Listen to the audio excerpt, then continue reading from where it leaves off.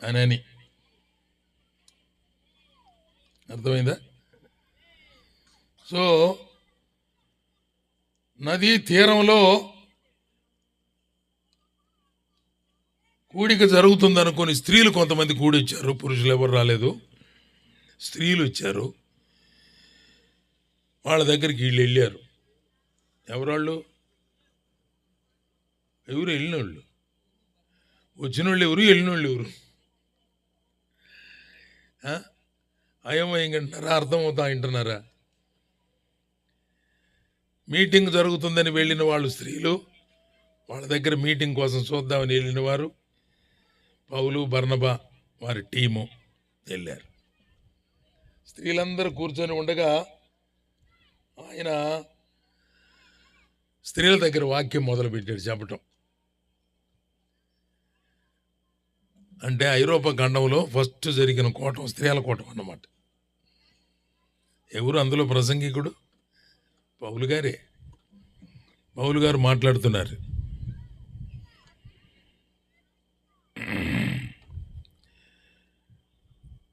ఆ ఊరం కాకుండా వేరే ఊరామె వచ్చింది ఆ మీటింగ్లోకి.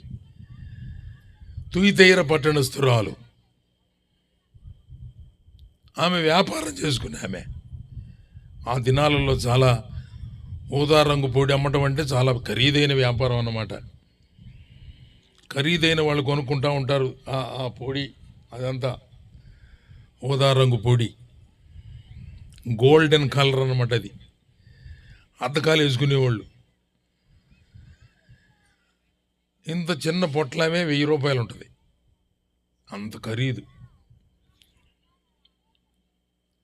అలాంటి వ్యాపారం చేసి ఆమె ఒక చిన్న సంచిలో తన బిజినెస్కి సంబంధించినటువంటి ఆ ఊదారంగు పొడి తెచ్చుకొని స్త్రీల దగ్గర పోయి మాట్లాడి వారితో బేరం చేసి వచ్చేది. అయితే ఆమె భక్తి కలిగిన ఆమె. ఎటువంటి ఆమె? భయభక్తులు కలిగిన ఆమె. మీటింగ్ జరుగుతుందంటే వ్యాపారం సంగతి తర్వాతలే మీటింగ్ పోదామని మీటింగ్ పోయింది. అక్కడ పౌలు గారు బర్నబా గారు ఇద్దరు వచ్చారు. వారు వాక్యం చెబుతున్నారు. శ్రద్ధగా వింది. ఈ ఒక్క మాట మీరు అందరు పలికితే భలే ఉంటుంది. ఎట్టింది? శ్రద్ధగా విన్నది. ఆమె శ్రద్ధగా వినటం పౌలు గమనిస్తున్నాడు. ఆమె పౌలు చెప్పిన మాటలు ఎందు లక్ష్యముంచి వింటా ఉంది, మనసు పెట్టింది. పౌలు ఏం చెబుతాడు? పౌలు సర్వలోకమునకు వెళ్ళి సర్వ సృష్టికి సువార్తను ప్రకటించండి, నమ్మి బాప్తిజం పొందినవాడు రక్షణ పొందుతాడని కదా బయలుదేరాడు. ఏం చెప్పడానికి బయలుదేరారు? యేసు ప్రభును గురించినటువంటి శిలువ సువార్త, మరణ పునరుద్ధానాల వార్త, ఇవి చెప్పడానికే బయలుదేరారు. అందుచేత ఆయన చాలా చక్కగా దేవుని ఆత్మచేత ప్రేరేపితుడై దేవుని వాక్యాన్ని, ఆయన రక్షణ సువార్త సందేశాన్ని అందిస్తూ ఉన్నాడు. సోదరిల్లారా, మనమందరం ఈ లోకంలో జన్మించాము, మానవులుగా జన్మించాము. జన్మించిన ప్రతి మానవుడు, స్త్రీ అయినా పురుషుడైనా, పాపపు స్వభావంతో పుట్టాము. మన పాపపు స్వభావాన్ని బట్టి మనం పాపం చేసేవారిగా ఉన్నాము. పాపము అంటే ఏందనుకుంటున్నారు? దేవుని ఆజ్ఞ అతిక్రమించడమే, ఇంక వేరే సంగతులు కాదు. మన లోకంలో, మన ప్రాంతాలలో, మన ఏరియాలో పాపం అంటే వారి జాగ్రత్తం, వ్యభిచారం అది అనుకుంటుంటారు ఎంతసేపటికి. అది కాదు బైబిల్ చెప్పేది. పాపము అంటే దేవుని ఆజ్ఞ అతిక్రమించడమే. దేవుని ఆజ్ఞ అతిక్రమించినటువంటి వారికి దైవ శిక్ష ఉంటుంది. పాపమునకు వచ్చే జీతం మరణం. ఆ మరణం రెండవ మరణం. అది అగ్ని గంధకములతో మండే గుండం, యుగాయుగములు కాలుతూ ఉండవలసిన స్థలం. దానిలో నుంచి తప్పించుకోవడానికి ఎవరికి చేత కాదు.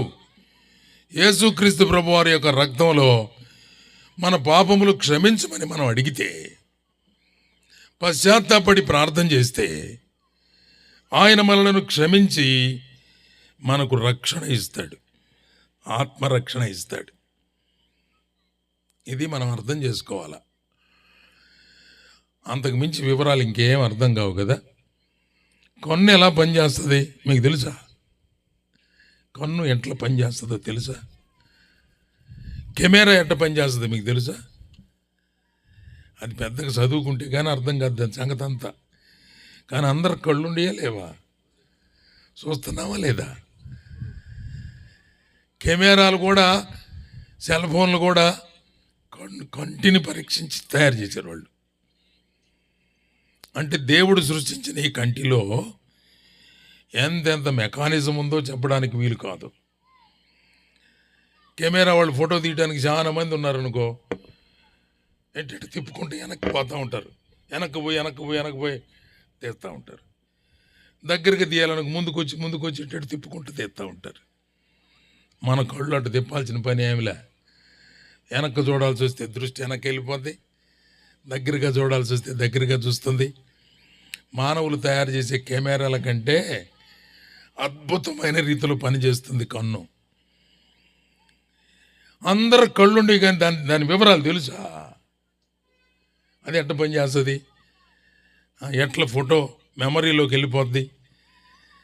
ఇప్పుడు వచ్చినాక అన్నీ సెల్ ఫోను, మెమరీ, ఫోటో అది ఇది అంటున్నారు. కానీ అంతకు ముందంతా కంట్లో ఏముంది? ఇదంతా నిక్షిప్తమై ఉంది. ఎలా రక్షించబడతారు అని చెప్పాలంటే ఆ వివరాలు మనకి అన్నీ అర్థంగానే కావు. కన్ను తెరిస్తే చక్కగా కనబడుతుంది. దూరపు దృష్టి, దగ్గర దృష్టి, ఏది అవసరమైతే ఆ ప్రకారంగా చూడడం మన కళ్ళు చేస్తాయి. దేవుడే వాటిని అలా తయారు చేశాడు. అద్భుతమైన రీతిలో దేవుడు వాటిని అలా నిర్మించాడు. ఈ సత్యం అర్థం చేసుకోవాలా. అది ఎలాగో మన బ్రెయిన్ గురించి కూడా ఆలోచన చేస్తే, మన మేధస్సు ఎన్ని సంగతులు జ్ఞాపకం పెట్టుకుంటుందో, ఎంత వివరణ, ఎంత అంశాలు, ఎన్ని సంగతులు చదివి జ్ఞానంతో. ఒకటి డాక్టర్ కోర్సు చదివాడంటే మనిషిని గురించిన చరిత్ర అంతా, భాగాలు ఎన్ని పనిచేస్తాయో అంత చదివేస్తాడు. అదంతా బ్రెయిన్లో ఉంటుంది. ఏమి జబ్బులు వస్తే ఏం మందులు వాడాలా అదంతా చదివే ఉంటాడు. అవన్నీ జ్ఞాపకం ఉంటాయి. డాక్టర్ గారు మనల్ని చూడడంతోటే బలహీనంగా ఉంది సార్, గుండె దడదడ అంటుంది, సరిగ్గా ఊపిరాటం లేదు అనంగలోనే అలాగా అని తలకాయ ఉంచుకొని టకటక తన మనస్సులో, మేధస్సులో ఉన్న వాటిని పేపర్ మీద రాసి ఈ మందులు మింగు బాగుపడతా పో అంటాడు. తలకాయ ఎంత పనిచేస్తుంది మనకి. ఎన్ని అద్భుతమైనటువంటి సంగతులు ఉన్నాయి. ఇవన్నీ వివరం తెలియవు మనకి. చాలా వివరం తెలుసుకోవాలని చాలామంది ప్రయత్నిస్తుంటారు, నిరూపణలు కావాలంటుంటారు. యేసుప్రభు ఒకటే మాట చెప్పాడు, నమ్మితే చాలురా, మీరు నమ్మితే రక్షించబడతారు, నమ్మకపోతే శిక్ష మీ నెత్తి మీద ఉంటుంది అన్నాడు. ఇదే మాట పౌలు, బర్నబాలు ఇద్దరు కూడా ఆ స్త్రీల కూడికలో వారు మాట్లాడుతూ ఉండగా ఆమె మాటల యందు లక్ష్యం ఉంచింది, మాటల మీద దృష్టి పెట్టింది, మాటలు శ్రద్ధగా వింది, ఆ మాటలు నమ్మింది, ఆమె విశ్వాసం ఉంచింది. ఆ మాట గమనించండి. ప్రభు ఆమె హృదయమును తెరిచెను గనుక పౌలు చెప్పిన మాటల యందు లక్ష్యము ఉంచెను. ఆమె ఇంటి వారు బాప్తిజం పొందారు. మీటింగ్కి వచ్చింది ఆమె ఒక్కదే. బాప్తిజం పొందింది ఎంతమంది? ఇంట్లో వాళ్ళందరూ కూడా పొందారు. అంటే ఈ ఇంటికి పోయి గమని కూర్చుందా? ఆ ఇంటికి పోయి ఏమేమి వినొచ్చిందో, యేసు ప్రభువును గురించిన సువర్తమానం ఏమైతే చెప్పబడిందో అదంతా తన ఇంటి వారితో షేర్ చేసుకుంది. మీటింగ్లో ఏం వాక్యం చెప్పారు అని కానీ మనల్ని ఎవరైనా అడిగితే, ఇంట్లో వాళ్ళు అడిగితే వెంటనే ఏమంటాం చెప్పండి న్యాయంగా? మీరు మీటింగ్కి రాకుండా ఏందయ్యా మీరు ఏడు చేసింది ఏంది, మమ్మల్ని చెప్పమంటున్నారు మళ్ళీ ఇప్పుడు అని రాని వాళ్ళని మందలిస్తారే తప్ప, ఏందన్న మాట అంటారే తప్ప, ఇదిగో ఈ మాట చెప్పారనే మాట చెప్పరు. లూది అలా కాదు. లూదియా మీటింగ్ అయిపోయిన తర్వాత ఇంటికి వెళ్ళిపోయింది, వాళ్ళ ఊరు వెళ్ళింది. ఇంట్లో వాళ్ళందరికీ చెప్పింది, అమ్మ బేరం బాగా జరిగింది ఇవ్వాలని అడుగుంటారు. బేరం కాదురా, నేను గొప్ప సంగతి లేని వచ్చాను ఈరోజు. ఆమె వ్యాపారం చేస్తుందంటే భర్త లేడని అర్థం. పిల్లలు ఉన్నారు ఇంట్లో, పెద్దవారు ఉన్నారు. వారందరూ ఆమె చుట్టూ కూర్చొని ఈరోజు జరిగిన సంగతులు అడిగారు. యేసుక్రీస్తు ప్రభు వారిని గురించిన రక్షణ సువార్త పౌలు బర్నబాలు ఏమైతే బోధించారో ఆ సంగతులన్నీ క్షుణ్ణంగా వారికి మరలా చెప్పింది ఆమె. వేరే వాళ్ళు చెబితే సరే కానీ వాళ్ళ అమ్మే చెప్పింది. వాళ్ళ అమ్మ చెబితే ఇంట్లో వాళ్ళందరూ నమ్మారు. వెంటనే మేము బాప్తిసం తీసుకుంటామని కబురు చేశారు. పౌలు బర్నబాలను పిలిపించారు, బాప్తిసం తీసుకున్నారు. ఇంటి వారందరూ రక్షించబడ్డారు. ఇంట్లో ఒక్క మనిషి రక్షించబడితే మన ప్రవర్తన, మన మాటలు, మన సాక్ష్యం, మన జీవన విధానం, జీవితాన్ని బట్టి ఇంటిలో ఉన్న వారందరూ రక్షించబడతారు. అంతే. ఇంట్లో వాళ్ళందరూ రక్షించబడలేదనుకోండి, మన దగ్గర ఏదో తేడా ఉందని అర్థం. యేసుప్రభువే చెప్పాడు ఆ మాట. ప్రభు అయిన యేసుక్రీస్తునందు విశ్వాసం ఉంచుమో, అప్పుడు నీవు నీ ఇంటి వారు రక్షణ పొందుతారు. చల్లటి గాలికి కళ్ళు మూసుకుంటున్నారా? ఇందాక ఎండకి కళ్ళు మూసారా? నిద్ర ఎవరు పోవట్లేదుగా. నాకేం కనపడకపోయా, దూరంగా కూర్చొని ఉన్నారు. లైట్లు మీ మొఖాల మీద లేకుండా లైట్లు మా మొఖాల మీద ఉన్నాయి. మా మొఖాలు తేటకు కనపడుతున్నాయి కానీ మీ కళ్ళు కనపడటంలో నాకు నిద్రపోతున్నారో ఊరకనే వింటున్నారు లేదో. లూదియా దేవుని వాక్యం మీద లక్ష్యం పెట్టింది. వినేవారు వాక్యమనందు లక్ష్యం ఉంచాల. లక్ష్యం ఉంచితే ప్రభు హృదయం తెరుస్తాడు. శ్రద్ధగా మాటలు వింటే దేవుడు నీ హృదయాన్ని కదిలిస్తాడు. పరిశుద్ధాత్మ దేవుడు చేసే పనిని గురించి యోహాను సువార్తలో మనం చదువుతాం. చూడండి ఒక మాట. యోహాను సువార్త 14వ అధ్యాయంలో శిష్యులతో యేసు ప్రభువు మాట్లాడుతూ ఆయన చెప్పినటువంటి శ్రేష్టమైన మాట ఏమిటంటే 8వ వచనం చదువుతాం. 16వ అధ్యాయం 8వ వచనం. 16:8, 14 కాదు, 16:8. ఆయన ఆదరణకర్త మీ యుద్ధకు వస్తాడు, నేను వెళ్ళకపోతే ఆయన రాడు, నేను వెళ్ళి ఆయన్ని మీ యుద్ధకు పంపుతాను. 8వ వచనం చదవండి ఇప్పుడు. ఆయన వచ్చి పాపమును గూర్చి, నీతిని గూర్చి, తీర్పును గూర్చి లోకమును ఒప్పింపజేయును. పరిశుద్ధాత్మ దేవుడు చేసే పని 3 పనులున్నాయి ఇక్కడ. 1, లోకమును ఒప్పింపజేస్తాడు. పాపమును గూర్చి, నీతిని గూర్చి, తీర్పును గురించి. చెప్పండి. పాపమును గురించి, నీతిని గురించి, తీర్పును గురించి ఒప్పింపజేస్తాడు. ఓకే. దేవుని దాసులు వాక్యం ప్రకటిస్తూ ఉండగా పరిశుద్ధాత్మ దేవుడు తన కార్యం చేస్తూ ఉంటాడు. వినేవారి హృదయాలను కదిలిస్తూ ఉంటాడు. ఇది మనకు కనపడకుండా జరిగే కార్యం. ఇది దేవుని పరిశుద్ధ ఆత్మ కార్యం. పరిశుద్ధాత్మ దేవుడు ఏం చేస్తాడు అనంటే నీతిని గురించి ఒప్పింపజేస్తాడు, పాపమును గురించి ఒప్పింపజేస్తాడు, నీతిని గురించి, తీర్పును గురించి కూడా ఒప్పింపజేస్తాడు. లోకమును ఒప్పింపజేయడు.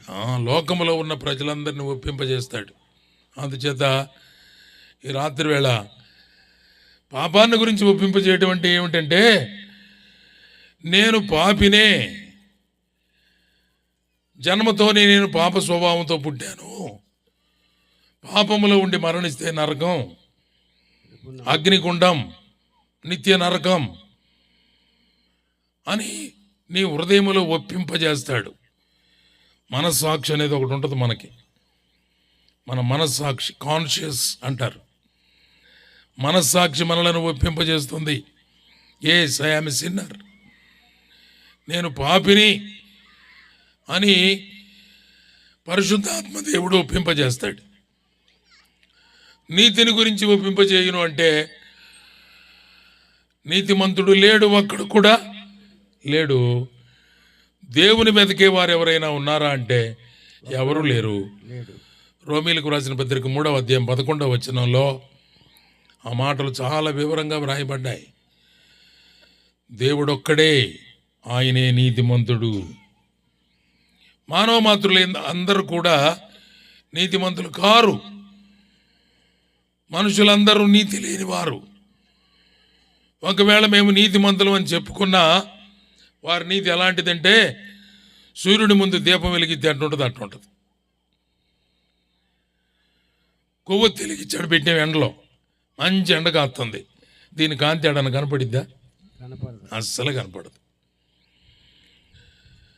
దేవుని నీతి ముందు మానవుల నీతి మురికి పేలకలతో సమానమని యెషయా ప్రవక్త చెప్తున్నాడు. సూర్యకాంతి ముందు చిన్న దీపపు కాంతి ఎలాగుంటుందో మానవుల సొంత నీతి అలా ఉంటుంది. కొంతమంది అంటుంటారు, నేను నీతిమంతుడిరా, నేనేం పాపం చేయలేదు, నేను ఎవడు రూపాయి తీసుకోలేదు, నా రూపాయి ఎవడికి పెట్టలేదు, ఒకడితో గొడవ లేదు, నేను నీతిగా బతుకుతున్నాను అనేవాడు ఎండలో దీపం పెట్టినోడితో సమానం. మానవుని నీతి దేవుని రాజ్యానికి తీసుకెళ్ళలేదు. ఆ నీతి మురికి పేలకల వలె కనబడతా ఉంది, చిన్న దీపం వలె కనిపిస్తూ ఉంది. అందుకని దేవాతి దేవుడు మనలను నీతిమంతులుగా మార్చడానికి ఇష్టపడుతున్నాడు. నీతిమంతులుగా మార్చడానికి ఆయన ఇష్టపడ్డాడు. రోమీలకు రాసిన పత్రిక 3వ అధ్యాయం. రోమీలకు రాసిన పత్రిక 3వ అధ్యాయంలో మనం చదువుతున్న మాటలు చూడండి. 23వ వచనం చదువుతాం. ఏ భేదము లేదు, అందరూ పాపము చేసి దేవుడను గ్రహించి మహిమను పొందలేకపోతున్నారు. కాబట్టి నమ్మువారు ఆయన కృపచేతనే క్రీస్తు యేసునందలి విమోచనము ద్వారా ఉచితముగా నీతిమంతులుగా తీర్చబడుచు ఉన్నారు. ఉచితంగా నీతిమంతులుగా తీర్చబడుచున్నారు. అంతకు ముందే ఉన్నటువంటి వచనాల్లో 11వ వచనంలో నీతిమంతుడు లేడు, ఒక్కడు లేడు, గ్రహించేవాడు లేడు, దేవుని వెతికేవాడు లేడు, అందరూ తప్పి నువ్వన్న చదువు, నన్నన్న చదువుని ఏకముగా పనికి మాలిన వారై చదువు. నువ్వు చదువుతూ ఉండు, అందరికి వినపడుతుంది. చదువు గట్టిగా. ఏకముగా పనికి మాలిన వారై. ఎవరు పనికి మాలిన వాళ్ళు? అందరూ అంట. నేనంటాను మీ ఊరు ఇజ్రాయెల్ అనే చెబుతుంది. అందరు పనికి మాలిన. ఒకవేళ ఏదైనా అనదలుచుకుంటే ఆయన అనండి. ఆయన కూడా అనాల్సిన పనిలే. అది రాసింది ఎవరు? దేవాది దేవుడు వ్రాయించాడు. దేవుడు అంటున్నాడు, మనుషులందరూ త్రోవ తప్పిపోయారు, అందరూ పనికి మాలిన వారయ్యారు, ఏకంగా చెడిపోయారు, నీతి లేదు, అవినీతి పరులు, అనైతికమైన పరిస్థితులు. అందుచేత ప్రభు చెబుతున్న మాట, ప్రియమైన వారలరా, మీరు అనీతిమంతులరా, నేను నీతిమంతులుగా మారుస్తా మిమ్మల్ని. ఎలా మారుస్తాడంట? 24వ వచనం చూడండి. 3:24. కాబట్టి నమ్మువారు ఆయన కృపచేతనే క్రీస్తు యేసునందలి విమోచనము ద్వారా ఉచితముగా నీతిమంతులుగా తీర్చబడుచున్నారు. 4 మాటలు ఉన్నాయి అందులో. విమోచనము ద్వారా, ఉచితముగా, నీతిమంతులని తీర్చబడుచు ఉన్నారు. నీతిమంతులని తీర్చబడడానికి దేవుడు ఉచితమైన కార్యం చేస్తున్నాడు.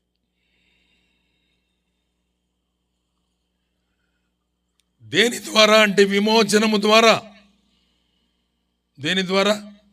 విమోచనం ద్వారా. ఊరికి అంటే మీకు అర్థమవుతుందమ్మా, మీరు కూడా అనండి నాతో పాటు. ఇబ్బంది ఏమో తెలుగే కానీ నేను కూడా అంటుంది. ఇంగ్లీష్లో రిడెంప్షన్ అన్నాను అనుకో, ఏందయ్యా ఈయన అంటున్నాడు, మనకు అర్థం కాలేదని మనం గమ్మున ఉండొచ్చు. నేను అంటాను తెలుగేగా. విమోచన ద్వారా. విమోచన ద్వారా. వాళ్ళందరూ అనాలి, వాళ్ళ తరపున మైకులు అంటుంది. ఈ జనం అంతా అనాలన్నా ఇజ్రాయేలనా? వీళ్ళందరూ అనాల విమోచనము ద్వారా. విమోచనం అంటే పాప క్షమాపణ అని అర్థం. విమోచనం అంటే ఏమిటి అర్థం? ఎఫెసీయులకు రాసిన పత్రిక 1వ అధ్యాయం 7వ వచనం చూడండి. ఎఫెసీయులకు రాసిన పత్రిక 1వ అధ్యాయం 7వ వచనం.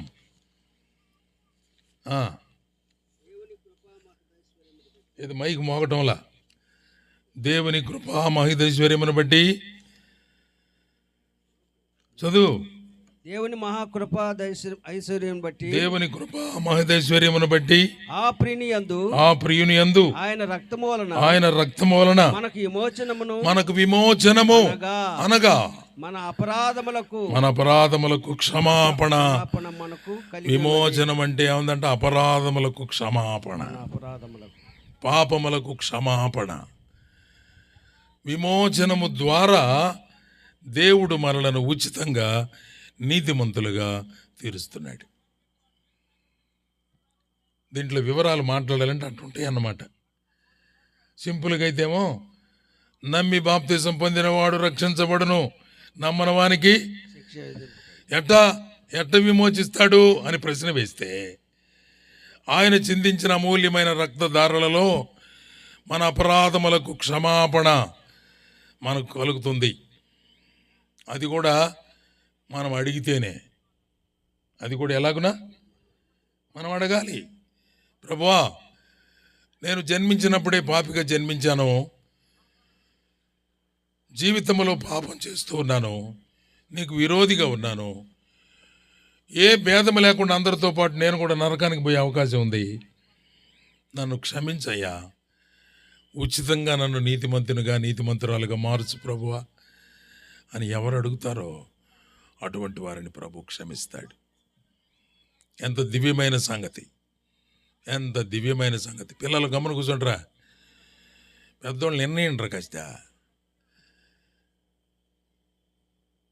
మీ ఆలన పాలన ఏడ సరిపోతుంది మీకు మీటింగుల్లోనే. ఇంటి దగ్గర ఏం పట్టించుకోరు, బాధ్యతలు పెడతారు. ఏడ మాత్రం మా బుజ్జి కదా కూసమ్మా గమ్మునుండమ్మా. ఈ మందిరం కాడ కాదు ఈ శాస్త్రాలన్నీ, ఇవన్నీ ఇంటి దగ్గర చేయాలా. ఏడు వాక్యం వినాలా, వాళ్ళని కూడా నేర్పించాలా. విమోచనము ద్వారా ఉచితంగా నీతిమంతులుగా మనల్ని తీరుస్తున్నాడు. మనం నీతిమంతులం కాకపోయినా, అందరూ త్రోవ తప్పిపోయిన వారైనా, పనికి మాలిన వారైనా, దేవుని వెదకని వారైనా, దేవుడు తన ఉచితమైన మహాకృప చేత మన అపరాధములన్నిటినీ క్షమించడానికి ఇష్టపడ్డాడు. ఇది నిజంగా ఎవరు చెప్పలేనటువంటి అద్భుతమైన ప్రేమ సంభవం ఇది. ఆయన నిర్మించిన మానవులను ఆయన ప్రేమిస్తున్నాడనే దానికి నిదర్శనం ఇది. ఏ ఒక్కరు నశించి నరకానికి వెళ్ళడం ఇష్టమే లేదు. దారి పక్కన పేదవాళ్ళు ఎవరో పాపం అడుక్కునేవాళ్ళు 8 మంది సంతానం ఉన్నారంట వాళ్ళ దగ్గర. అడుక్కునేవాళ్ళు రోడ్డు పక్కన ఉన్నారు. చిన్న ఒక టార్పాల పట్ల లాంటిది ఏదో వేసుకొని, గుడిసెలాగా వేసుకొని భిక్షమెత్తుకుంటూ బతుకుతూ ఉన్నారు. వారి కుటుంబంలో వారికి 8 మంది పిల్లలు. కారులో ఒక భార్య భర్త ధనవంతులు పోతా చూశారంట. ఒరే, 8 మంది పిల్లలు ఈ రకంగా కీసి అనుకుంటూ తిరుగుతున్నారు ఆడాడే. సరిగా బట్టలు లేవు, సరిగా క్రాపులు లేవు, సరైన తినడానికి లేదు, ఆరోగ్యంగా ఉన్నట్టు లేరు. ఎంతమంది పిల్లల్లో రే కుసరా, ఎంతమంది పిల్లలు ఇసిరేస్తా నేను, మిరపకాయల్లో పడతావు పోయి. ఇంతమంది పిల్లల్లో ఒక్కళ్ళనన్నా మనకిస్తే మనం వాళ్ళని చాకి సాందరించి పెద్ద చేసి బాగా చదివించి గొప్పవాడినిగా చేస్తాము, బాగుపడతారు కదా అని ఆ భార్యకి ఆలోచన వచ్చింది. ఏమంటే అడుగుదామా? ఎవరినైనా ఒక పిల్లోడిని ఇమ్మందాం, మనం కోరుకోవద్దు. వాళ్ళ ఇష్టం, తల్లిదండ్రులు ఇష్టంగా ఎవరో ఒకరిని ఇమ్మని అడుగుదాం అని అంటే కారు ఆపారంట దగ్గరలో. వాళ్ళు భయంతో దగ్గరికి వచ్చి నమస్కారం సార్ అన్నారంట. అమ్మా, మేమిద్దరం భార్య భర్తలం, మాకు పిల్లలు లేరు, మేము ధనవంతులం, మీకున్న 8 మంది పిల్లలు ఏ ఒక్కడినిచ్చినా మా సొంత బిడ్డగా రాసుకొని, మా సొంత బిడ్డగా పెంచుకొని, వాడికి ఏం కావాలన్నీ చూస్తాము. మీకు ఆ బిడ్డల గురించి ఏం భయం లేదు, మిగిలిన 7 మందిని మీరు సాక్కోండి అని అన్నారంట. ఎవరినైనా ఇవ్వండి. పెద్దోడిని ఇస్తారా? అయ్యా పెద్దోడిని నెట్టిస్తామయ్యా, పెద్దోడిని చూస్తూ పెద్దోడిని నెట్టించామయ్యా. రెండోవాడిని ఇస్తారా? రెండోవాడు చిన్నప్పటి నుంచి బాగుండదయ్యా పాపం, వాడికి ఎప్పుడు అనారోగ్యం, నా పక్కనే తిరుగుతుంటాడు. మూడోవాడిని ఇస్తారా? వాడు అచ్చం మా ఆయన ఉన్నట్టు ఉంటాడయ్యా, మా ఆయన ఫోటో ఉందో వాడి దగ్గర, ఏమిచ్చేది. నాలుగోవాడిని రాదు, ఈ అమ్మాయి మమ్మలాగా ఉంటుంది, వరస పెట్టి అందరికి ఏదో ఒకటి చెప్పిందంట. అది ఎవరిని ఇస్తామంటే ఎవరిని ఇవ్వమయ్యా. ధనం ఇస్తామమ్మా, డబ్బు మీకు ఇస్తాం, వాళ్ళని బాగా పెంచుతాం. కన్న ప్రేమ ఎలాంటిదో చూడండి. అన్నం లేకపోయినా, ఆరోగ్యం లేకపోయినా, అంతస్తు లేకపోయినా, సరైన వస్తువులు లేకపోయినా, వేరే వాళ్ళు డబ్బు ఇస్తామన్నా, కన్న కడుపు, కన్న ప్రేమ వాళ్ళ బిడ్డలను వదులుకోవడానికి ఎంత మాత్రం ఇష్టపడరు.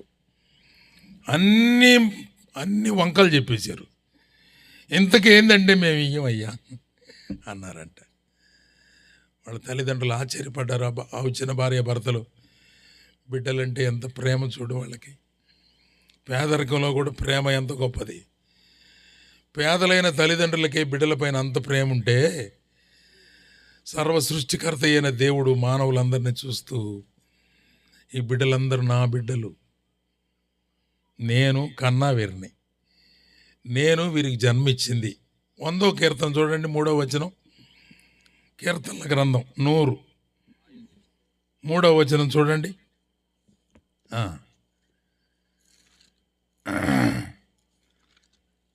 యవనస్తులు విచారక చదవగలిగిన వాళ్ళు లేరేట దగ్గరలో. ఇజ్రాయేల్ అని ఒక్కడి విచారక కనపడుతున్నాడు. యెహోవా దేవుడని తెలుసుకుని, ఆయనే మనలను పుట్టించాను. పుట్టించను అనే దగ్గర 1వ నంబర్ వేసిందా? కింద ఏం రాసి ఉంది? మనలను మనమే సృజించుకొనలేదు అని రాసింది. అంటే ఆయనే మనలను సృజించాడు, ఆ దేవుడే మనకు జన్మ ఇచ్చాడు, ఆయనే మనలను సృష్టించాడు. మన సృష్టికర్త అయిన దేవుడు. అందుచేత మానవ మాతృలైన వారందరూ కూడా సృష్టికర్త అయిన దేవుని స్మరించాలి. ప్రసంగి గ్రంథకర్త అన్నాడు, వచనాలు తెప్పలని రాత్రులు కదా, అందుకని తీయటం అంతా కొద్దిగా ఇబ్బందిగా ఉంటుందని ఈ మాటలు నేరుగా నేనే చెప్పేస్తున్నా. నీ బాల్య దినములందే నీ సృష్టికర్త అయిన నీ దేవుని స్మరణకు తెచ్చుకో. నీ దేవుడు ఎవరు అంటే, ప్రసంగి గ్రంథం 11వ అధ్యాయం, ప్రసంగి గ్రంథం 11వ అధ్యాయం వరకు తర్వాత చదువుకోవడానికి, ఇప్పుడు తీయటం వల్ల చదవటం వల్ల. నీ సృష్టికర్త అయిన నీ దేవుని 12వ అధ్యాయంలో ఉంటుంది, దాని కంటిన్యూషన్. దేవుడు మనలను సృజించాడు, నిన్ను సృజించాడు, నీకు జన్మ ఇచ్చిన దేవుడు ఆయనే. ఆయన మనలను సృజించిన వాడు మన బాగోగులు చూడడానికి ఇష్టపడుతూ, నీవు నిత్య నరకానికి వెళ్ళడం దేవునికి ఎంత మాత్రం ఇష్టం లేదు. నీవు ఆయన ఉన్నటువంటి పరదేశంలో, పరలోకంలో, శాశ్వత జీవంలో, నిత్య జీవంలో సదాకాలం దేవునితో ఉండాలని ఆయన కోరుకుంటున్నాడు. అందుచేత అనీతిమంతులమైన మనలను నీతిమంతులుగా మార్చడానికి ఆయన ఇష్టపడుతున్నాడు. ఇదేమో మనం పర్వాలేదులే, కొట్లో కొనుక్కుంటే మనం తెచ్చుకోవచ్చు కదా నీతిమత్వం అనుకోవటానికి లేదు. పాప క్షమాపణ లోకంలో ఎక్కడ దొరకదు. ఏ విధము చేతనైనా ఎవడైనా తన సహోదరుని విమోచింపలేడు. కీర్తనల గ్రంథం 49వ కీర్తనలో ఆ మాట ఎంత తేటగా అన్నాడు చూడండి. 7వ వచనం, 49వ కీర్తన 7వ వచనం, ఎవడను ఏ విధము చేతనైనను తన సహోదరుని విమోచింపలేడు. వాడు కుళ్ళు చూడక నిత్యము బ్రతుకున్నట్లు వారి నిమిత్తము దేవుని సన్నిధిని ప్రాయశ్చిత్తము చేయగలవాడు ఎవడు లేడు. వారి ప్రాణ విమోచన ధనము బహు గొప్పది, అది ఎన్నటికీ తీరక అట్లుండవలసిందే. దేవుడు చెల్లించినటువంటి ప్రాణ విమోచన క్రయ ధనం ఏం ధనం అది? పేతురుపత్రికలో పేతురుభక్తుడు అంటున్నాడు, పేతురు రాసిన మొదటి పత్రిక మొదటి అధ్యాయంలో శ్రేష్టమైన మాట చెప్తున్నాడు. 18వ వచనం చూడండి, మొదటి అధ్యాయం 18వ వచనం. పితృపారంపర్యమైన మీ వ్యర్థ ప్రవర్తనను విడిచిపెట్టినట్లుగా వెండి బంగారముల వంటి క్షయ వస్తువుల చేత మీరు విమోచించబడలేదు గాని అమూల్యమైన రక్తము చేత, అనగా నిర్దోషమును నిష్కలంకమునకు గొర్రెపిల్ల వంటి క్రీస్తు రక్తము చేత. బంగారం కాదు, వెండి కాదు, అవి పెట్టి కొనుక్కోవటానికి కుదరదు. విమోచన, పాప క్షమాపణ, పాపముల క్షమాపణ కోసమై దేవుడు చెల్లించిన క్రయ ధనం. బానిసలకు ఎవరైనా ఉంటే బంగారం పెట్టి కొనుక్కుంటారు. ఒకరోజు కుటుంబ ప్రార్థన పెట్టారు కనిగిరిలో, అటు పడవట వైపు కనిగిరిలో పెట్టారు, మీటింగ్ ఒకటి పెట్టారు.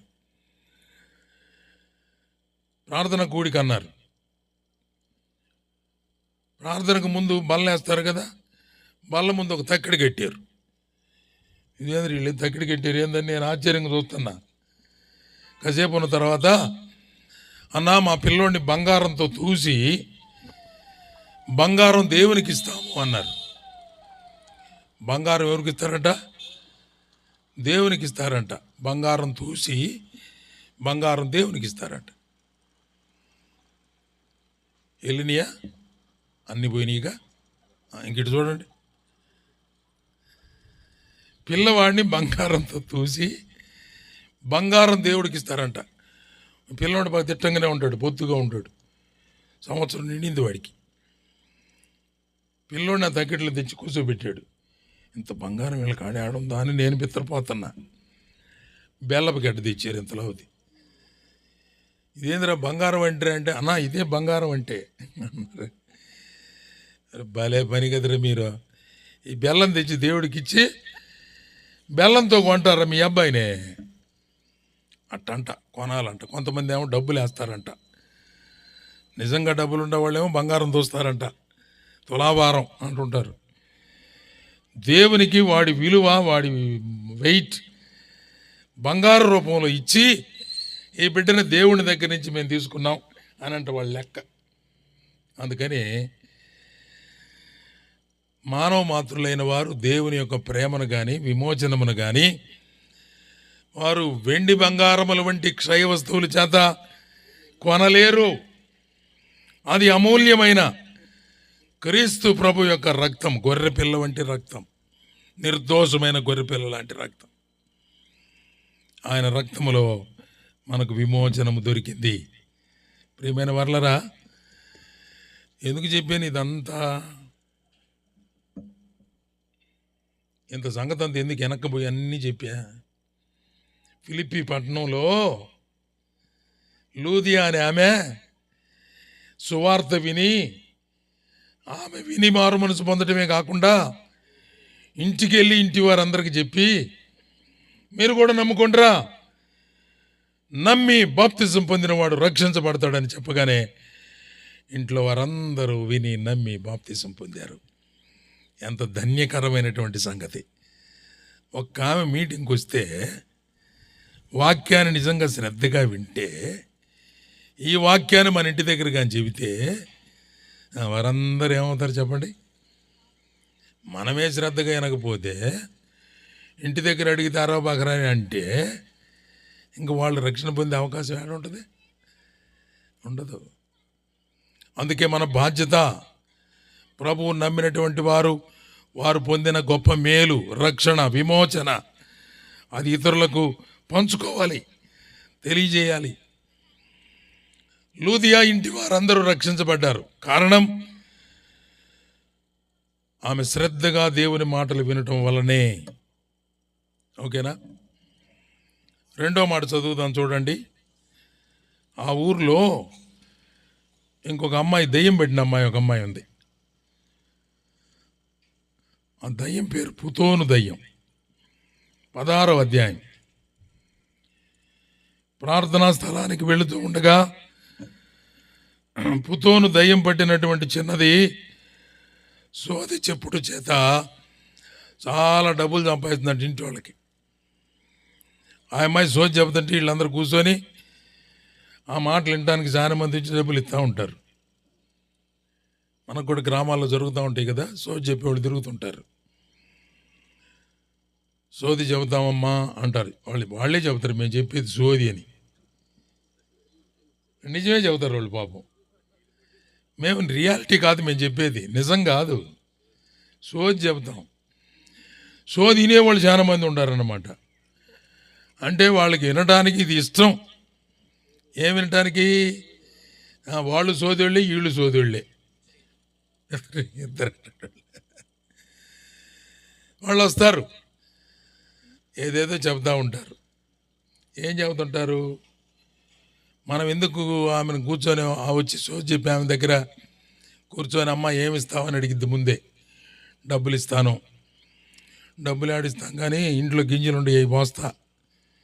మా అత్త చూసిందంటే ఒప్పుకోదు, మా మామ చూసేటంటే ఒప్పుకోడు, మా భర్త చూసేటంటే ఒప్పుకోడు. ఆనంగంలోనే ఏమి ఇంట్లో పరిస్థితి అంతా అర్థమైపోద్ది. వచ్చిన వాళ్ళు మంచి టాలెంటెడ్ పీపుల్. అర్థమైందా? కనుక్కుంటారు, ఇంట్లో సరైన వ్యవహారం లేదు వీళ్ళకే, మీ అత్త నిన్ను ఇబ్బంది పెడుతుంది అనగల. అబ్బా నిజంగా చెప్పింది నాయన, మీ మామ నిన్ను ఇబ్బంది సోది మాటలన్నీ ఒడ్డుని కలిపి చెప్తా ఉంటుంది. అట్ట చేసి మొన్న ఏందో ఇంట్లో డబ్బులు పోయినాయి అంట. అవి ఎవరు తీశారన్న సంగతి తెలియలా, కోడల మీద వేసారు. నువ్వు తీసి ఉంటావు అంటున్నారు. అది తేలితే బాగుండని ఏం బాధ. సోది అడిగితే సోదోళ్ళు నిజం చెబుతారని అడుగుతా ఉంది. ఆమె ఏందేందో చెబుతుంది వేరే సంగతులు. అది కాదమ్మా అంటది. నేను అనుకున్న మాట రాలేదు. నువ్వు కూడా విన్నట్టుందవే.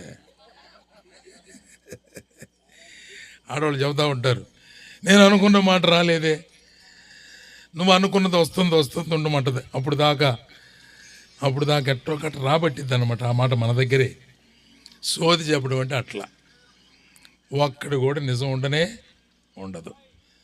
అపవిత్రాత్మ పట్టిన వారు, దయ్యం పట్టిన వారు సోది మాట్లాడతారు. దేవుని ఆత్మతో ఉన్నవారు ఎవరు కూడా ఇట్లాంటి సోది మాటలు చెప్పరు, సోది మాటలు వినరు. సోది మాటలు వినేవాళ్ళు సర్దుకోండి, మనకు సంబంధం కాదేది. అది అపవిత్రమైన వ్యవహారం, అపవిత్ర ఆత్మలకు సంబంధించిన వ్యవహారం. దయ్యం పట్టినోళ్ళు వింటారు, దయ్యం పట్టినోళ్ళు చెబుతుంటారు. దయ్యం అంటే వేరే ఏం కాదు, అపవిత్రమైన ఆత్మ. ఓకే, దేవుని నమ్ముకున్న వారి హృదయాల్లో పవిత్ర ఆత్మనిచ్చాడు, పరిశుద్ధ ఆత్మనిచ్చాడు. వారికి సోదితో సంబంధం లేదు. చిన్న అమ్మాయి పాపం 18 ఏళ్ళు కూడా సరిగా ఉండయో లేవో, ముచ్చటకు ఉంది, కానీ జుట్టెర పోసుకొని అంటుంది. జనమంతా వచ్చి అమ్మమ్మ మా సమస్య కదా చెప్పమ్మా అంటున్నారు. వస్తున్నా ఉండండి అని ఏందేంది అంటుంది. పౌలు కూడా ఇటు పోతా చూస్తున్నాడు రోజు. ఏందిరా పాప మీ పెట్టుబడే బాధ అనుకొని, ఏయ్ దయ్యమా రా బయటికి, వదిలిపెట్టామని అన్నాడు. వెంటనే ఆ పిల్ల పాపం డామును పడిపోయి ఆమెలో ఉన్న అపవిత్ర ఆత్మ దయ్యం పోయింది. ఇంటోళ్ళు అనుకున్నాడు, ఎవడు ఈడొచ్చాడు, వీడు అనవసరంగా మనకు వచ్చే లాభం అంతా బాగుంటాడు. ఇప్పుడు ఇంకా జనం రారుగా, ఇప్పుడు సోది మాటలు చెప్పదుగా. ఆ పిల్ల దెయ్యం పట్టినప్పుడే ఒక అద్భుతమైన మాట అందండి. ఆ మాట ఎందుకు తెలుసా? 17వ వచనం చూడయ్యా. ఆమె పౌలును మమ్మును వెంబడించి, ఈ మనుష్యులు సర్వోన్నతుడైన దేవుని దాసులు, వీరు మీకు రక్షణ మార్గమును ప్రచురించువారై ఉన్నారు. ఒట్టి మాటలు చెప్పినా గట్టి మాట ఒకటి చెప్పింది. ఏమని?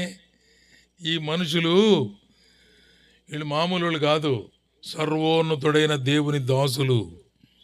వీళ్ళు ఏం చేయడానికి వచ్చారు తెలుసా?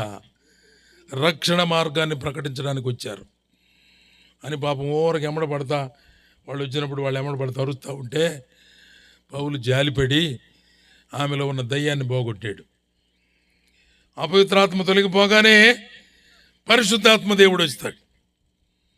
అపవిత్రాత్మ ఒక హృదయంలో నుంచి వెళ్ళిపోగానే ఎవరు వస్తారు చెప్పండి?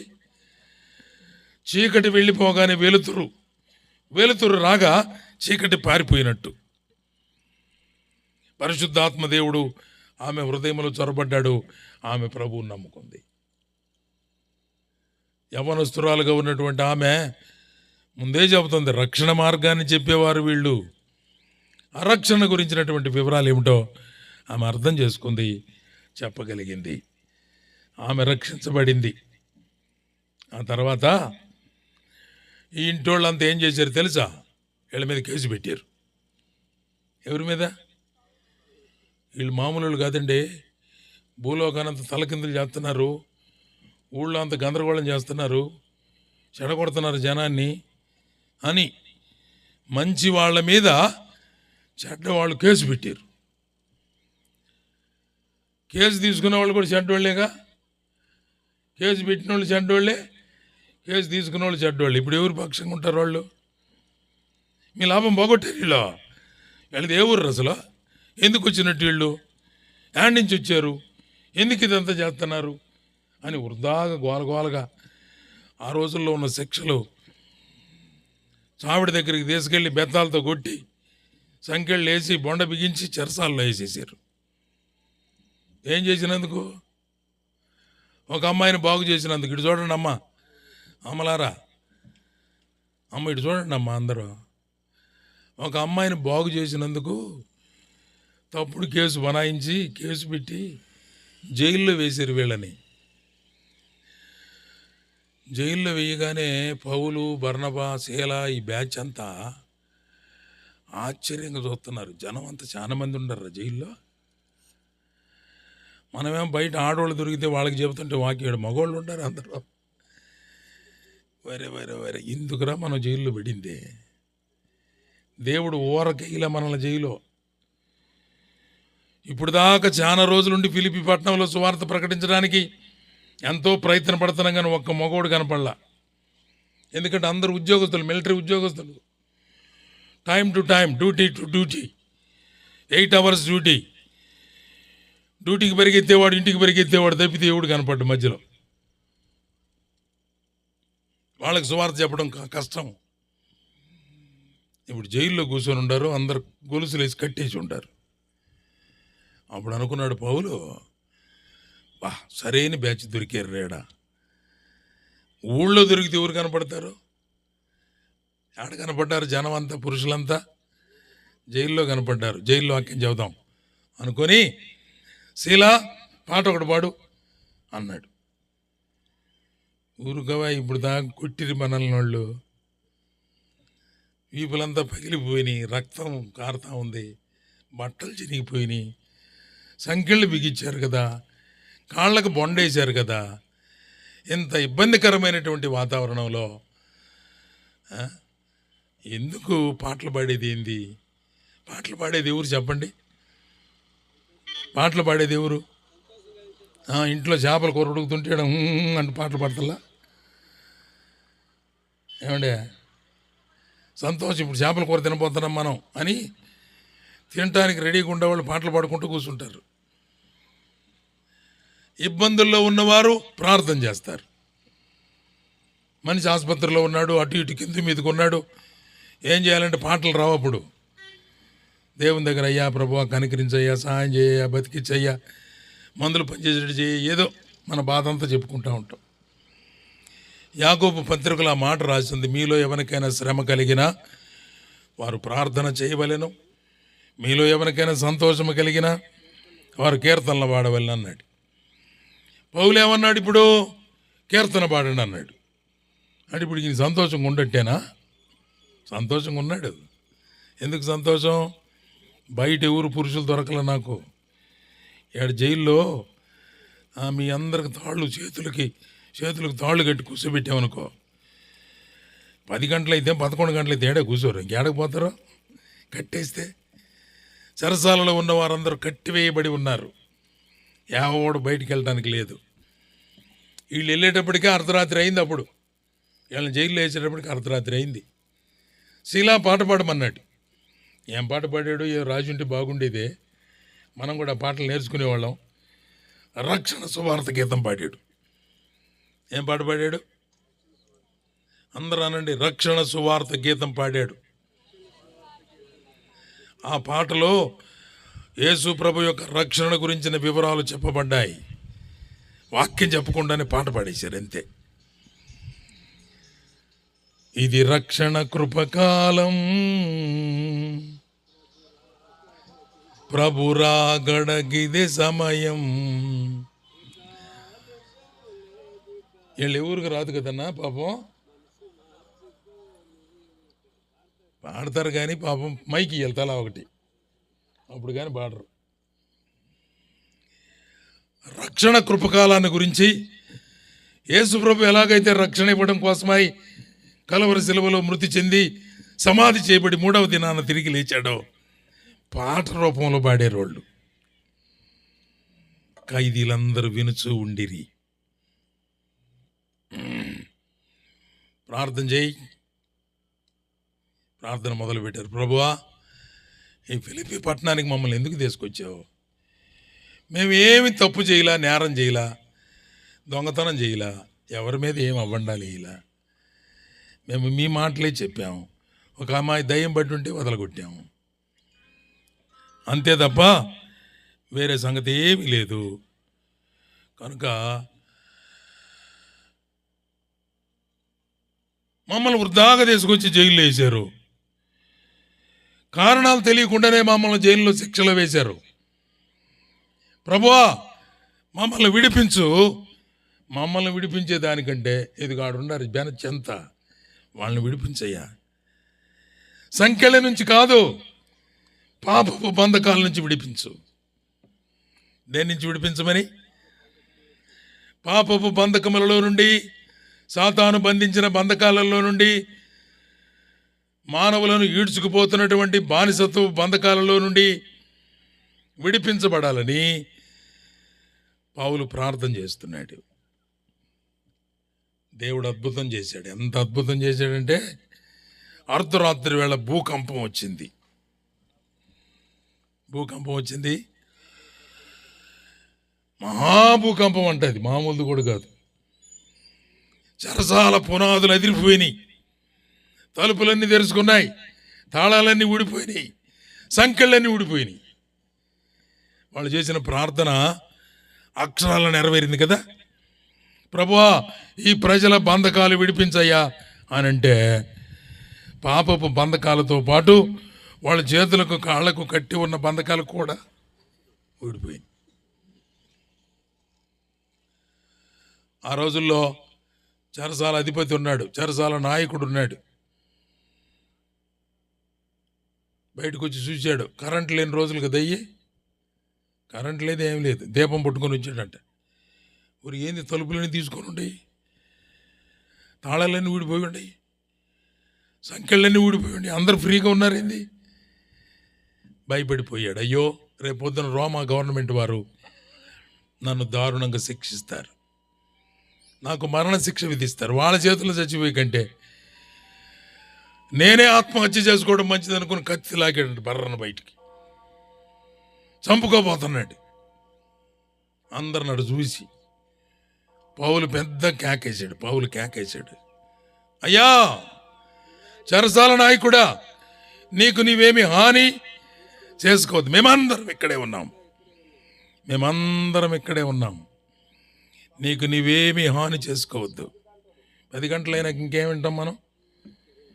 భలే భలే పెట్టారు అసలు షట్టింగు. ఈయనకున్నా నా బైబిల్ మూసేసా. ఓకే, 10 గంటలు అయిపోయింది, ముగించుకోవాల్సిందే మనం.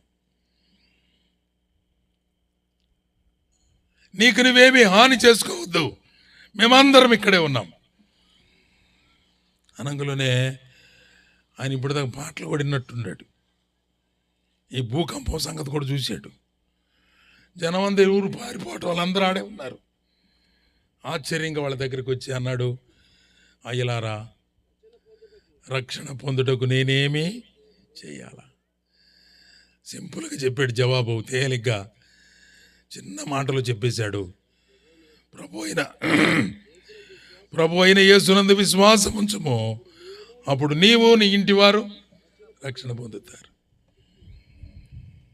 ఎంత దివ్యమైన మాట! ఒకే మాట, ప్రభువునందు విశ్వాసం ఉంచు, రక్షించబడతావు. పాపపు శిక్ష నుంచి విడుదల దొరుకుతుంది, నిత్య నరకము నుంచి విడుదల, నిత్య అగ్ని నుంచి విడుదల, నిత్య జీవానికి వారసత్వం దేవుడు నీకు ఇస్తున్నాడు. అందుచేత ఈ రాత్రి వేళ ప్రభు అయిన యేసుక్రీస్తుని నమ్ముకో. మనం కూడా ఇక్కడ నమ్మని వారు ఎవరైనా ఉంటే ఈ రాత్రి యేసు ప్రభుని నమ్ముకోండి. ఆయన గొప్ప రక్షకుడు. ఫిలిప్పి పట్టణంలో ఈ 3 కుటుంబాల ద్వారా సంఘం ఏర్పడింది. అంతకుముందు సంఘమే లేదు, మందిరమే లేదు, నమ్మినోళ్ళే లేరు. ఊరకేదో నది ఒడ్డున ప్రార్థన కోటాలు పెట్టుకోవటం తప్ప సంఘం లేదు, సమాజ మందిరం లేదు. అటువంటిది ఫిలిప్పి పట్టణంలో ఎవడు కూడా దేవుని యందు విశ్వాసం ఉంచిన వారు లేకపోయినా అద్భుతమైన రీతిలో దేవుడు సువార్త ప్రకటించడం ద్వారా 3 జాతుల వారి దగ్గర నుంచి ప్రభు ఆకర్షించుకున్నాడు. లూదియా కుటుంబం, యోధా కుటుంబం, దయ్యం పట్టిన చిన్నది గిరీశ దేశస్థులు, చెరసాల నాయకుడు అన్యుడు, ఎటువంటి వారు నమ్ముకున్నారు చూడండి. వాళ్ళందరి ద్వారా సంఘం ఏర్పడింది. ఈ రాత్రి వేళ ఇన్ని సంవత్సరాలు బట్టి వాక్యం వినబడుతూ ఉన్నా, జయసనాన్న గారు చెబుతున్నారా, అప్పయ్య గారు ఉన్న రోజుల నుంచి వాళ్ళు వస్తానే ఉండారంట ఇక్కడికి. పురాతనమైన కాలం నుంచి గ్రామంలో సువార్త ప్రకటించబడుతూ ఉన్నా నమ్మని వారు ఇంకా ఉన్నారు, అనేకులు ఉన్నారు. అందరు నరకానికి వెళ్ళడం దేవునికి ఇష్టమే లేదు. అందరూ మారు మనసు పొందాలని, రక్షించబడి నిత్య జీవానికి వారసులు కావాలని దేవాతి దేవుడు కోరుకుంటూ ఉండగా ఈ రాత్రి వేళ ఆయన మాటకు లోబడి దేవుని వాక్యాన్ని లక్ష్యముంచి శ్రద్ధతో విని విశ్వాసముంచి రక్షించబడి ఆయన బిడ్డలుగా మార్పు చెందాలని ప్రేమతో మీకు తెలియజేస్తూ ఈ మాటలు ముగిస్తూ ఉన్నాను. దేవుడి తలంపులను మన కొరకు ఆశీర్వదించును గాక. రండి, ఎవరు ప్రార్థన చేయండి. పద్మరావు ఉన్నాడా? ఎవరొక రండి, ముగించు.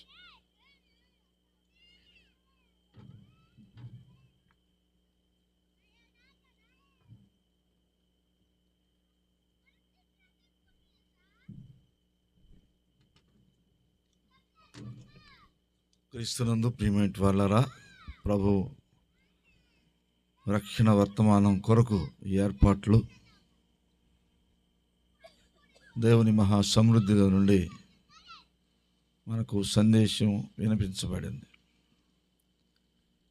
సందేశం యొక్క ఉద్దేశము రక్షణ పొందాలి. ఎందుకు రక్షణ పొందాలా, ఎక్కడ రక్షణ అంటే ఏంటి అనుకునే విషయాలన్నీ కూడా వారు అర్థం చేసుకున్నారు.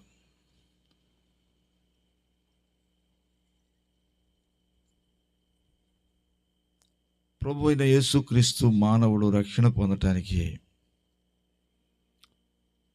ఆయన చేసిన శిలువ బలియాగానే మనకు రక్షణ కల్పించడానికి ఉపయోగపడేది. రక్షణ యేసుక్రీస్తు ప్రభు ద్వారా. ఇదిగో మన కొరకు రక్షకుడు. క్రిస్మస్ అప్పుడే చెబుతారా ఏంది మీరు ఈ మాట? ఆ రోజుల్లో పుట్టాడండి, ఇంక మధ్యలో వద్దనుకోబాకండి. మన కొరకు రక్షకుడు పుట్టినవాడు. ఆయన అన్ని సందర్భాల్లో మనలను రక్షిస్తాడు. ఆయన వైపు చూచిన వారిని ప్రతి వేదన నుండి, ప్రతి వ్యసనము నుండి ప్రతి ఇబ్బంది నుండి రక్షిస్తాడు. ఈరోజు మనుషులకు అనేకమైన ఇబ్బందులు కలిగిన పరిస్థితులు ఉన్నాయి. ఒకరికి ఒకరు పొసగటలా నెబుకద్నెజరుకు తెలియపరిచాడు కలభావం. అయా ఒకరికి మనుష్య జాతులలో ఒకరికి పొసగదంట. కుటుంబాలలో పొసగట్ల, ప్రపంచంలో పొసగట్ల, దేశానికి సంబంధం లేకుండా పోతుంది. జాతుల మధ్య పోరాటం, మనుషుల మధ్య పోరాటం, కుటుంబంలో పోరాటం, పిల్లలు తల్లిదండ్రులకు పిల్లలు అవిధేయులవుతూ పోరాటం, భార్యాభర్తల మధ్య పోరాటం. అన్ని పరిస్థితుల్లో రక్షణ లేని ఆవేదనకు గురయ్యే దినాల్లో ఉన్నాం. కనుక వ్యసనములతో పీడించబడుతున్న కుటుంబాలకు రక్షణ, అనారోగ్యముతో పీడించబడుతున్న వారికి రక్షణ, అవిధేయతకు లోనై పాపములో జీవిస్తున్న వారికి రక్షణ, దొంగతనమునకు వ్యభిచారమునకు అలవడబడిన ఆ పరిస్థితి నుండి రక్షణ. ఇవన్నీ యేసుక్రీస్తు ప్రభునందు, ప్రభువా నా ఈ శ్రమ, నేను చిక్కుకున్న పరిస్థితులు విడుదల కలిగి నాయన అన్నప్పుడు ఆయన మనకు విడుదల కలిగేస్తాడు. ఎలాగంటే ఆయన పొందిన దెబ్బల వలన మనకు స్వస్థత, ఆయన కార్చిన రక్తము ద్వారా పాపక్షమాపణ. ఒక వ్యక్తి తన చేసిన పొరపాట్లను జ్ఞాపకం చేసుకుని పశ్చాత్తాపపడి, ప్రభువా తెలియక చేశాను, నన్ను క్షమించు అన్నప్పుడు ఈ రక్షణ వాని హృదయంలో ఉబుకుతూ ఉంటుంది. కాబట్టి రక్షణ సభలంటే అవేదో చెప్పుకుంటూ వెళ్తారులే 2 రాత్రులు, ఈరోజు రేపు ఇంతటితో ముగించబడుతుంది, మనకు సంబంధించింది కాదు అనుకోబాకండి. ఈరోజు కొందరు ప్రార్థించుంటారు, అయా మా ఇంట్లో ఇలాగా కొందరు రక్షణ పొందాలని ప్రార్థించిన సహోదరులు ఇక్కడ ఉన్నారు. వారి పిల్లల కొరకు, భర్తల కొరకు, ఇలాగా ఎందరూ రక్షణ కొరకు ప్రార్థన చేశారో వారందరికీ దేవుడు ఈరోజు విడుదల కలుగ చేయటానికి దేవుడు రక్షణ వర్తమానాన్ని ఇచ్చాడు. జైలు అధికారి అక్కడ జైల్లో ఎందరూ విశ్వసించి వారు రక్షణ పొందారు. లుదియమ్మ కుటుంబం రక్షణ పొందింది. అపవాది చేత పీడించబడుతున్న వారు రక్షణ పొందారు. కనుక రక్షణ అన్ని పరిస్థితుల్లో నుండి సంతోషం కలుగజేస్తుంది. అందుకే యేసుక్రీస్తు పేరే ఇదిగో ప్రజలందరికీ కలుగబోవు మహా సంతోషం. ఏ పరిస్థితిలో చిక్కుకుని ఉన్నావో అందులో నుండి మీకు విడుదల కలిగితే రక్షణ, అందువలన సంతోషం. అది యేసుక్రీస్తు ప్రభువుకు మాత్రమే సాధ్యం, మరి ఎవరికి సాధ్యపడేది కాదు. ఆ హృదయము విడుదల పొందేది, ఒక హృదయము ఆనందాన్ని అనుభవించాలంటే ప్రభు అయిన యేసుక్రీస్తు ఆయన పొందిన శిలువ బలియాగ సందేశం, శిలువలో ఆయన మన ఎడల చూపించిన ప్రేమ, ఆయన కార్చిన రక్తధారల యొక్క ప్రభావం, కల్వరి శిలువలో యేసుక్రీస్తు ప్రభు ఊరకనే మనకు రక్షణ ఇవ్వాలి. ఆయన మనుష్యుడు ఎలా ఓర్చుకున్నాడో ఆ మనుషులు ఓర్చుకునే లేని పరిస్థితి ఆయన చూపించాడు. అందుకే శిలువలో కొట్టువానికి ఆయన వీపును అప్పగించున్నాడు, వెంట్రుకలు పెరుగువానికి ఆయన ముఖము చాటు చేసుకోవాల. కొరడా దెబ్బలు పడుతూ ఉన్నాయి, బళ్ళెముతో పొడుస్తున్నారు, వెంట్రుకలు లాగుతున్నారు, దూషిస్తున్నాడు. ప్రభు శరీరం రక్తసిక్తం అయిపోయింది, వేదన పడుతున్నాడు. అయ్యో అయ్యో ప్రభు వేదన. ఆయన శిరమున ముళ్ళు కిరీటం ధరించబడి, పాదములలో చీలలు నాటబడ్డాయి. ఆయన మన కొరకు ఆ కల్వరి శ్రమను అనుభవించి ఆయన కార్చిన రక్తధారలో మనకు రక్షణ, పాప క్షమాపణ, సంతోష పరిస్థితులు అనుగ్రహించడానికి ఈ రాత్రి సభ. ఊరికనే సభలో నుండి వెళ్ళిపోబాకండి. ఈ సభలో కూర్చుంటానికి వినటానికి వచ్చిన వారు రక్షణ పొందకపోతే ఒక నిత్యమైన ఆనందంతో గడిపే జీవితాన్ని ప్రారంభించబోతున్నారు. కాబట్టి నీకు ఉన్న పరిస్థితి నుండి విడుదల కలిగి జయోత్సాహంతో, విజయోత్సవంతో ప్రభుత్వం సహవాసం చేయటానికి ఆయన మిమ్మల్ని పిలుస్తున్నాడు. ప్రభు అలాగా మిమ్మల్ని రక్షించును గాక. మోకరించండి, తల వంచని ప్రార్థన చేసుకుందాం.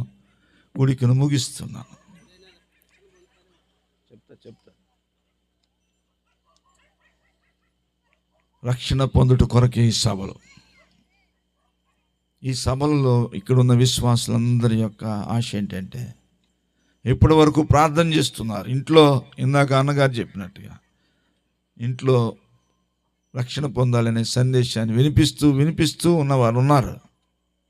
కనుక మీ ప్రార్థనకు ప్రభువు జవాబిస్తాడని నమ్మిన వారు ఇప్పుడే వారి కొరకు మరలా మీరు ప్రార్థన చేయండి. రేపటి దినమైన వారి సభలో వచ్చి రక్షణ పొందటానికి దేవుడు ఆశీర్వదిస్తాడు. ఇప్పుడు ఇక్కడున్న వారు మీ మనస్సుల్లో వేదన ఉంటే దయచేసి లేచి ముందుకు రండి.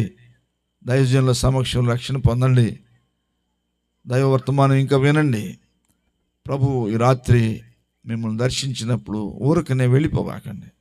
ఇది నాది కాదు అనుకోబాకు. ప్రభు నా కొరకు ఈ సభలు ఇచ్చాడు, నాకు సంతోషం అనుగ్రహించడానికి ఈ సభలు ఇచ్చాడు.